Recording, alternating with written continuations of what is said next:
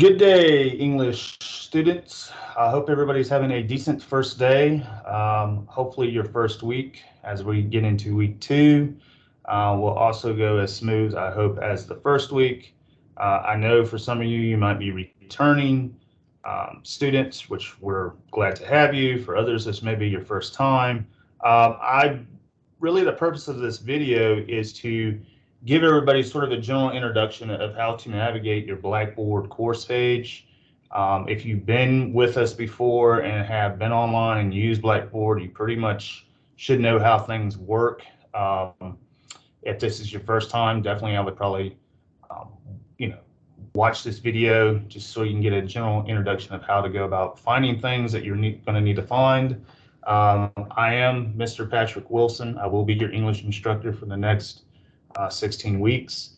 So basically, whether you're are in my 1010, 1101, or 1102 English class, whether strictly online, eCampus, or hybrid, basically the setup where you're going to be able to find your stuff is going to be, similar in each one of those setups. The only difference is obviously if you're in a 1010, 1101, or 1102 class, the material that we're going to have to cover over the next 16 weeks will be different. So definitely you probably want to read your syllabus, go through that, see if there's anything that you have questions or concerns on that you can email me. Or I sent out recently a virtual Teams office/tutoring link, which basically has, if you look at your syllabus, I also sent it in that email, my virtual office and tutoring hours.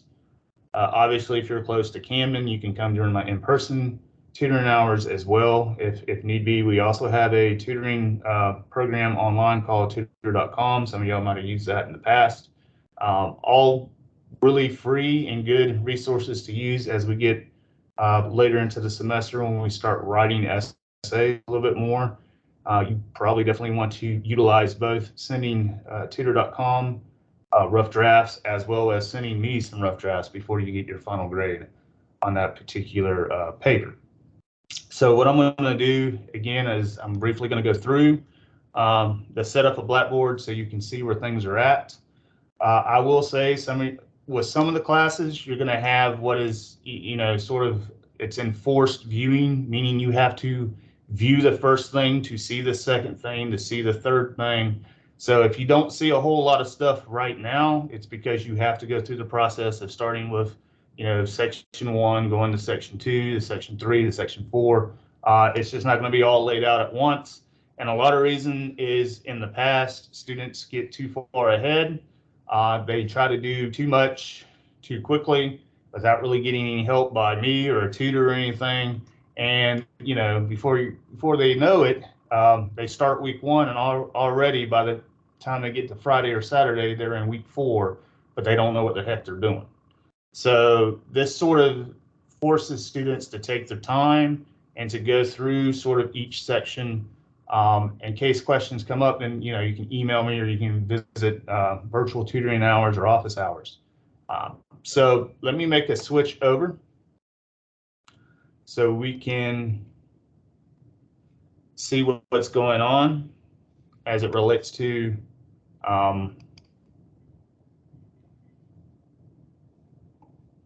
the Blackboard page.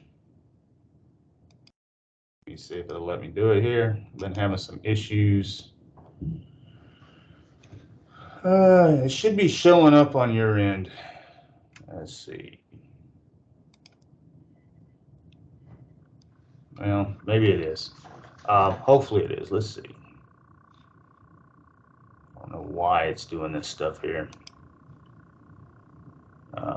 Bear with me.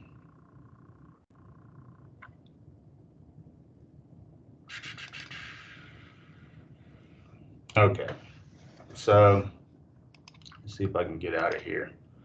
So maybe it won't be necessarily in your way so much. There I go. All right, so, and the problem with this is it makes this smaller too. Let's see. See if this helps. I may have to downsize it a little bit. All right, you should see on your end when you log into Blackboard, it's going to have a list of your courses like it has here, right? It has a list of my courses right, right up there. So I'm just going to pick one. I'm going to pick the first one. And if you can tell, really where you're going to find a lot of your information, you're going to see some stuff on this first homepage, especially going to tell you what's new. The need intention aspect of it is basically stuff that I need to grade. So once you start submitting stuff, if you submitted it correctly, it's going to pop up here, and it's basically going to sort of, say, hey, you need to grade these essays or these weekly discussions or quizzes or whatever the case may be. The alerts, if you miss a due date or if you miss assignment, that's going to sort of set off some red flags. You're probably going to get weekly emails. If you're late on something, if your grade falls below a C, you will get alerts. If you don't use the drop boxes that I have in particular weekly folders, you will get alerts as well. So make sure that you're using the drop boxes so you can avoid getting weekly alerts that says that your grade is low or that you might have missed an assignment when in fact you didn't. You just email me the assignment or whatever the case may be. Because once you start getting alerts, generally it sort of goes through the rest of the semester that way, even though you might be doing the right thing. If you look, you're going to see on the left-hand side here, you're going to see your syllabus. There's a hyperlink. Basically click on it, download it. It's in a Microsoft Word document. That's the other thing that you want to kind of keep in mind. You need to have whatever the latest Microsoft Word version is, because when we type essays, we use Microsoft Word. So I would try to get the latest version. If you go through your email account, we do have Word in your email, so you don't necessarily have to buy Word unless you just want to. But I wouldn't use any sort of bootleg version of Word or anything else that you can find offline off of another app that's really free, just because when it comes to uploading your final drafts, if I can't download it, I can't read it, so it automatically gets graded as a 0. So I would definitely use whatever the latest version of Microsoft Word is. And generally, if you just recently got a laptop or a home desktop, it should have the latest version on Word already in your particular computer. Now, going that way, you may have to sign up for a subscription or whatever the case may be. The benefit of that, I think it's about a $10 a month subscription. It updates automatically. So as long as you have the computer and you have internet and you're able to get the updates, it's just a $10 a month deal. And especially if you're going to need to type papers, next semester, next couple years, it's probably a good investment to have. So after you download and read the syllabus, Respondus, you will need to have this if you are a eCampus student or if you are 100% online. And as we get closer to the midterm, that's when this is going to be more of a thing that you're going to need to have on your particular computer.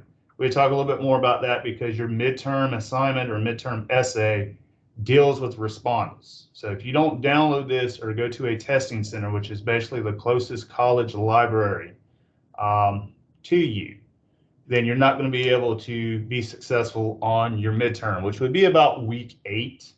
Which is probably about the second week of October. So again, there's information in your syllabus. You can read information here. I wouldn't wait until the week that we have the midterm maybe to download this app. I would go ahead and download it as soon as possible, just so you have it.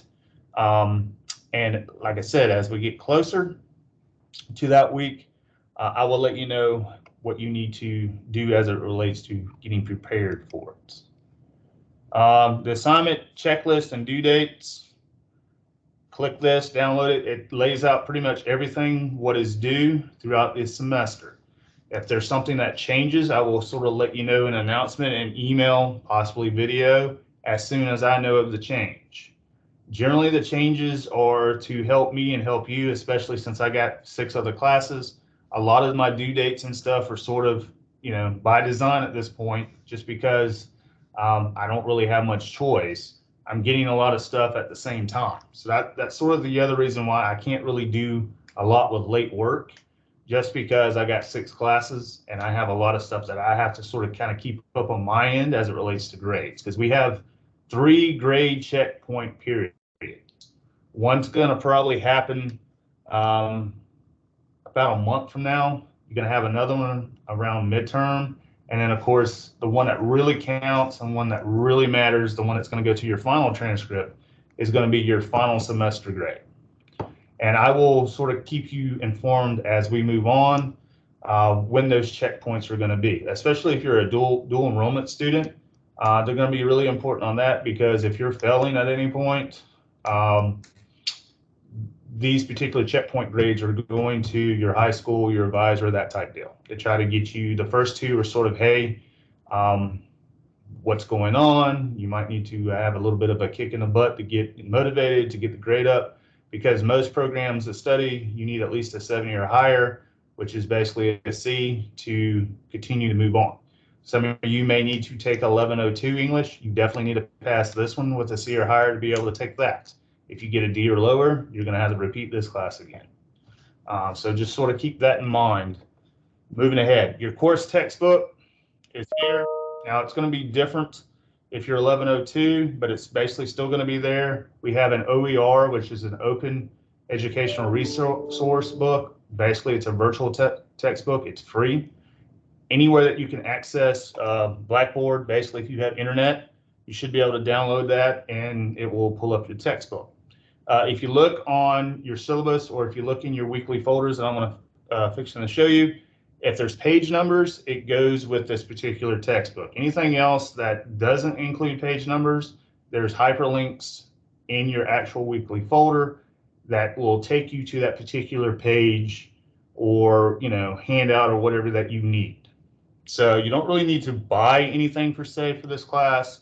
I mean, obviously folders, paper, pencil, pens. I would say you probably need a good zip drive or thumb drive so you can save your essay drafts and final drafts too. Because otherwise, nothing is more heartbreaking to lose a particular assignment when it's due in 2 hours, right? So make sure that you have a thumb drive that can hold a good bit of Microsoft Word documents on it, and you can easily retrieve those documents if need be. This is your online tutoring. It's for the most part 24/7. It's tutor.com. If you might have used this at another college, you might have used this last semester if you're returning to our college. You just have to sort of fill it out and go through the motions of what it's asking you to do. This is definitely helpful when it comes to math. It's helpful when it comes to this particular class because you're having to do essays and essay drafts. Sometimes, depending on your internet connection or how busy they are, it could do this. So just give it time, being that this is the first day of the first week. I'm sure there's a lot of kinks and bugs that they're sort of working out. This might really start become part of a deal that you'd want to do probably starting next week, because we're getting into the rough draft of Essay 1. As you read through the material, you will find that out. Announcements. If anything happens to come up, generally you will have an announcement here. This is my sort of introduction to the course. You should have received this over the weekend, and you should also get an email of the same announcement. Sometimes these are time sensitive, meaning they may only stay up for about a 7-day period. So if it's something that you really may need, you might want to copy and paste it, take a photograph or a snapshot, copy and paste into a document so you can save it, or whatever the case may be. But definitely, you know, if you get an announcement, chances are you're getting an email of the same announcement. Calendar, you probably don't really have to worry so much about that. You can kind of look at yours. Mine's going to be different, obviously, than yours because I got multiple classes, so it's going to show what's going on in those classes. And as you can tell, there's a lot of stuff that's highlighted that would make no sense to you at this point. So I'm not going to try to confuse you with my particular calendar, but you can kind of look. It's probably set up either to the assignments and stuff to that particular course, or it could show all your courses up there in what's due, depending on how your instructor set up those courses as well. Email, again, this is probably going to be the quickest and easiest way, even though I do have an office number on the syllabus. I will be teaching several hybrid classes that I have to do in person. Most of it's going to be, I got 4 classes that are basically online. So the easiest way probably to get in touch with me would be by email. You probably want to go to all instructors, which should only be 1 in the course. This would basically give you the email, my name. You need to put a subject. I would definitely put, at least for the next few days or so, just because I got 6 classes, I would put what class that you're in as it relates to not only, don't just tell me, hey, I'm in an English 1010, give me the CRN number as well. So, because I got multiple 1010s, I got multiple 1101s. The only one that's not going to be so multiple would be the 1102, but I would at least put 1102 there so I know how to address your question. Because otherwise, I'm going to have to be searching to see, is this person in my 1101, 1102, 1010? Because unless I go on the Blackboard and go individually to each course, eCampus as well, I'm not going to be able to know who's in what course, just because there's so many students. And, I think in my eCampus course, I have nearly 30 some students in that course. So here you can give me the subject, give me a brief message, question, concern, whatever the case may be. This is going to be helpful when it comes to sending me drafts, because besides doing the peer reviews, if you're in my 1010 or 1101 classes, you're going to be doing peer reviews. You may want me to look at your draft as well. So you can sit here where it says attach files, attachments, attach a file, choose a file. So once you find your Microsoft Word file, and I'm just going to use this one as an example, you double click on it. If there's nothing here that it has a name of the file of the document, then nothing's attached. So if you send that particular rough draft or whatever the case may be, I'm just going to get whatever message you put here, or I may just get a blank email. So make sure there's something here that is attached before you hit submit when it deals with drafts and stuff. The other thing is, if you go to all users, this is the other thing you have to kind of keep in mind. This shows everybody that's enrolled in this class. So unless you don't want them to read your email, I wouldn't go to all users, because once you hit submit, then everybody in that class, including me, is going to read whatever you wrote. If you do know folks in this class, basically because you're in that particular college or program or whatever the case may be, you want to sort of create a study buddy deal, I probably would do that. Exchange phone numbers, emails, that type deal. You can also go to where it says select single users. So if you have a study buddy in mind or whatever the case may be, you can just click on that name and click the right arrow. It will go to whoever that person you're going to go to. If you don't want that person to receive that message, you click the left arrow and it gets their name out. Again, that's up to you whether you want to use this. It may be more of a benefit for my hybrid classes since they only meet 1 day a week. My hybrid for 1101 will meet Mondays only from 5:30 in the afternoon until 7:30 in the afternoon. And then my 1010 hybrid, I believe, meets like at 12:30 to 2:30. I have to double check that. But if you're a hybrid, the deal with the hybrid is you do come in for 2 hours, 1 day a week. Unless there's a holiday for that week, you will still have stuff online that you're going to have to do. The rest of the 6 days for the hybrid class is stuff that you would do on Blackboard.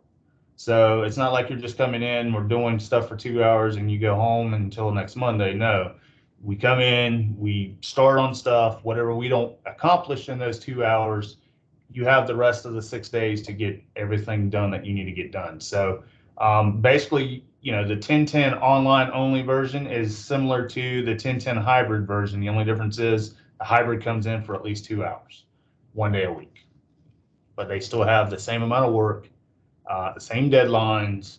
So it's not like anybody's getting it any easier than anybody else. You're basically doing the same thing. It's just how the setup is for each class is a little different. My grades, once I start putting grades in, you will see grades there. Discussion board, you will start using this at some point, mainly for my 1010 and 1101 courses when it comes to peer reviews. We will talk a little bit more about that as it gets closer. Next week, we really start the first peer review. So you probably want to figure out what you want to write about this week as you go through the week 1 stuff if you're in my 1010 and my 1101 courses. The other thing is there's a library and chat. This may be helpful as we get closer to the research aspect of each course. We'll talk a little bit more about that as it gets closer to the end of the semester, really. Where you're going to find your assignments, it's going to be under lessons. Click on that, depending on each week. Now on mine, it's going to show everything that's basically laid out for this particular class. Which again, if you're 1101 or 1102 or eCampus, it's going to look a little bit different maybe on your end. But as it relates to this class, the first week, really the first 2 weeks, because I sort of put the date, deals with narration. So the narrative essay, that type stuff. So if you click on that, it's going to take you to week 1. And as you can tell here, week 2. Week 2 is not going to be available on your end until after midnight on the 26th of August. So I try to give you a couple of days to get started on the next week's stuff if you want to. Now you can pace yourself and sort of go Sunday to Sunday. That's generally how the class is set up. But if you get sort of ahead and feel like, hey, maybe because I have a busy life or I have, 3 or 4 other courses, maybe I should go ahead and get a head start for week 2 when you get the opportunity to do it. By all means, have that opportunity. I try to tell you what you're going to sort of be covering or learning or studying for each week. Again, a lot of this is, sort of a copy and paste back from the syllabus. If you click on the week 1, you're going to notice there's going to be 3 folders. Again, this is going to be mainly for my 1010 and 1101 course here. The 1102, it's sort of already set out just because with the 1102 class, we're dealing basically with literary genres, the short story, poetry, and drama as we go through the next 15 or 16 weeks. Again, if you read that particular introduction email that I sent out for my 1102 class, it spells out basically what you're doing. Again, if you look at the syllabus for 1102, you'll understand a little bit better too. So for 1010, 1101, you have these aspect folders, like composition, rhetoric, and rhetorical modes of writing aspect. Basically, that's going to be the genre of writing that we're studying for those particular classes. So for basically the next 2 weeks, the first week and the second week, we're looking at narration. The deal is, like I said, when it comes to 1010, 1101 classes, you're going to have to click on the first folder. You're going to have to follow this little table of content because you can't skip ahead. You can't, automatically go down to the Wolf assignment if you haven't done composition aspect, the stuff that's in that particular folder. So you're going to have to click there. On my end, obviously, because I'm the instructor, everything is unlocked. So if you look on your end, and I'm going to sort of show you that if it'll let me. So I'm entering the student mode. This is what you should see on your end. You click on lessons. As you can tell, the narration is there. You click on that. It talks about week 1 again. You click on that again, and it gives you this. As you can tell, you have to click on the letter here to be able to open up all these other stuff. Now you can click on that, and it's either going to do like a pop-up deal where you're going to have to go up here and either select always pop-up or you have to click the launch. But what it's going to do, I may have to click the launch here, is going to pop up that particular reading. Again, some of this you might find in your textbook, but to be able to navigate through your Blackboard page where most of your work's going to come from, you're going to have to sort of click on that to be able to pop up the next thing. So when we go back to the page, as you can tell, B is open now. So you're going to have to do that. You can always keep this open and come back to it. So when you go back and you click on B, again, it's going to launch another section of your textbook. Read through that. Now, when it deals with these exercises, and again, this is for my 1010, 1101 courses, you don't have to do these exercises. I'm not looking necessarily for you to, like in this case, do exercise 2 and do everything that you see here. We may do 1 or 2 of these just if you need extra practice. If you're in my hybrid class, this may be a good way that we can start conversation as it relates to a particular topic for that week. But I'm not looking for you to read this stuff and then also do all 5 or 6 and 7 of these exercises and trying to submit them in. As you can tell, when you get to the end, there's no answer key. And I just don't have time to read everybody's exercise, for 6 classes. So, I mean, you can do these if you want just for practice. And if you want to say, send me an email and say, hey, I did exercise 5, in, section 1.2, can you kind of look at it? I can do it that way. But as far as giving you like a formal grade, I don't have time to give you a formal grade on all these exercises. What I would suggest to do, especially when it gets to the grammar aspect of the course, if you still are struggling with certain grammar issues like commas, semicolons, dangling modifiers, fragments, I would recommend that you do as much practice within the textbook first, and then possibly send me, your answers to that, just so I know that you're going into the right, correct way as it relates to fixing the grammar. Because, I mean, let's be honest, if you can't write a complete sentence, if you can't use punctuation, your essays are not going to be all that great. And that's, 70% for the 1010 and 1101 courses. Essays are 70% of your grade overall, collectively, because we write 5 of them throughout the span of 16 weeks. So if your writing is not up to par, it's just going to be a rough class for you.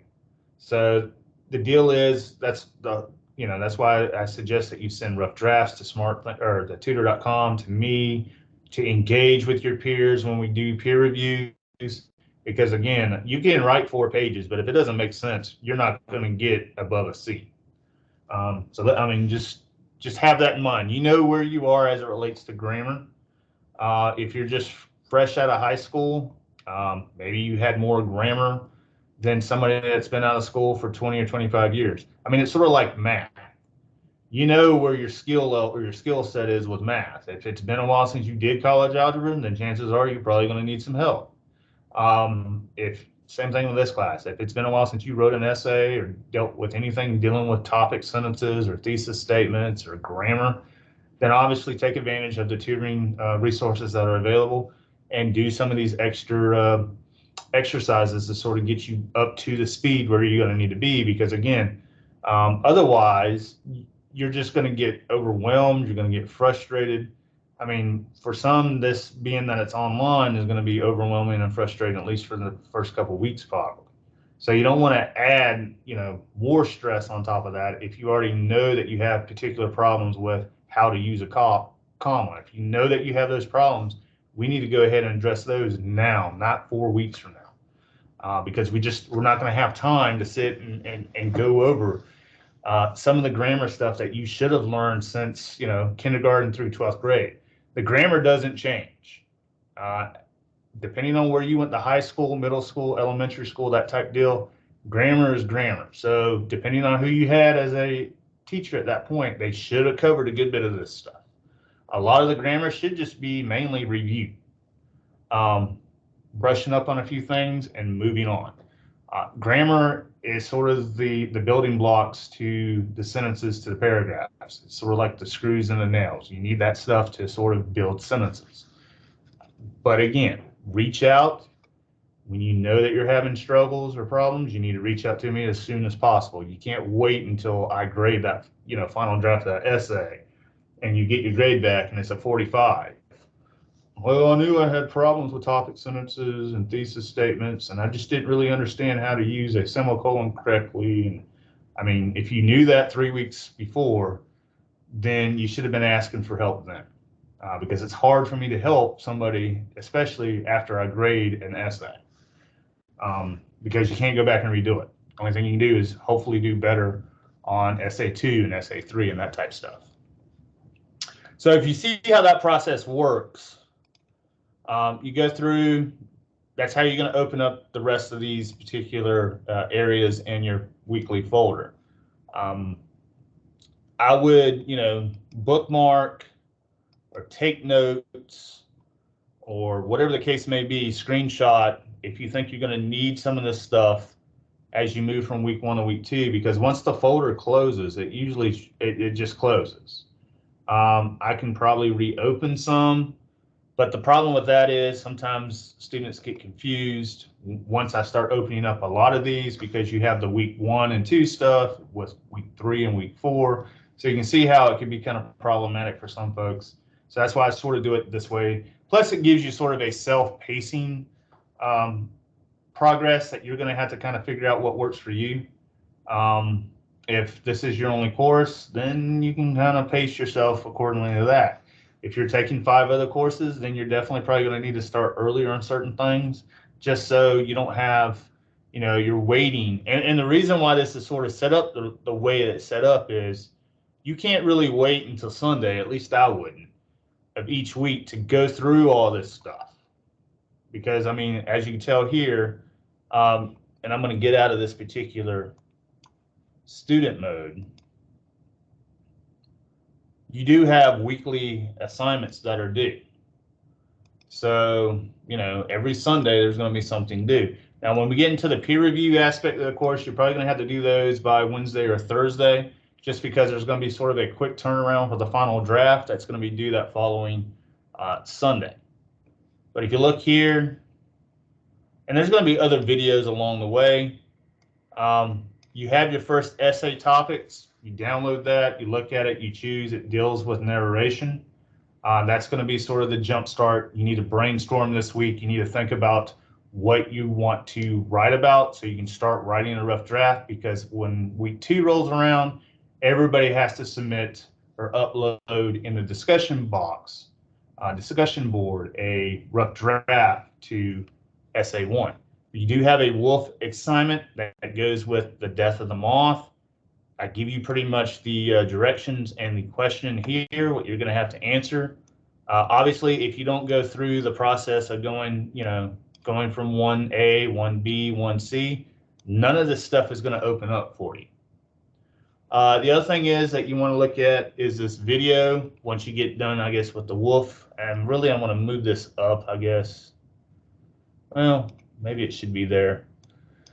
If not, I will send it back out. But this basically tells you the MLA 9 format. This is what we, when you type essays in this course, you need to follow this format. And if you watch this video, which is less than 7 minutes, it will show you how to go about styling your Microsoft Word document to fit that format.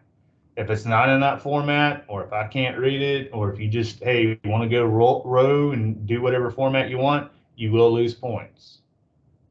MLA 9 format is the updated format for humanity classes. It's something that we have to teach you. So in case you need to write another essay that needs to be in MLA format from this class, you should be able to easily achieve that purpose. Otherwise, that's pretty much how Blackboard is set up, or it should be set up on your end.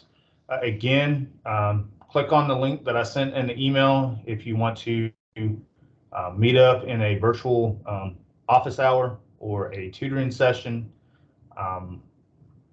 Email me, whatever the case may be. I wouldn't wait until the last minute. Again, if you are struggling with anything, I would get the help when you need it, and as much as you need to do. I mean, I'm here, I'm willing to help you, and that's what I'm here to do, is to help you. But at the same time, I can't read minds, and it's hard to do stuff last minute, on a Sunday. Let's say you had 2 or 3 weeks to work on an essay or work on a particular assignment, and here it is, a deadline 11:59 on a Sunday night, and you start bombarding me with emails at 9 o'clock at night. Chances are I probably won't get them, won't answer them, whatever the case may be, because I'm getting ready for Monday coming up. So don't wait until the last minute if you need the help. There's resources available, free resources, but it's going to be sort of up to you with time management, follow instructions, and to, adhere by the assignment checklist and deadlines.